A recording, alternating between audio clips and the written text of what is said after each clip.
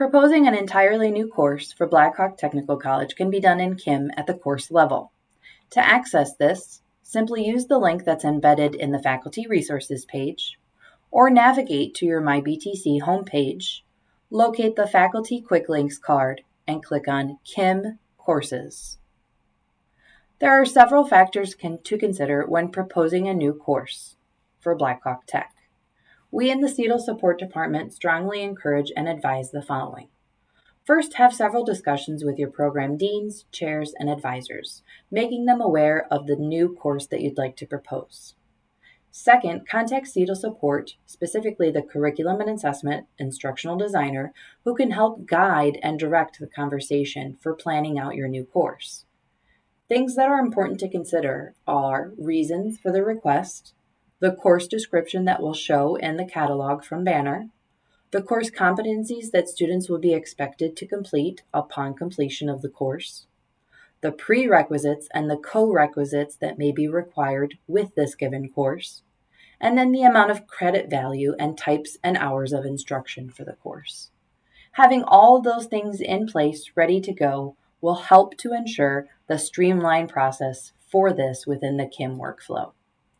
Click on Propose New Course once you have this information ready. All fields that are outlined in red are required yet again before the proposal can be submitted to the workflow. The academic year, again, will always be for the following subsequent, not current, academic year.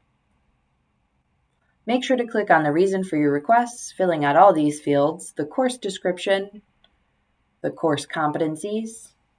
Add your prerequisites and co-requisites by clicking on the green plus sign icon here on the right-hand side. And then consider and configure the amount of course credit hours with the types of instruction given. Provide any additional information if you feel that it's necessary, and supporting a documentation with attaching files is always beneficial.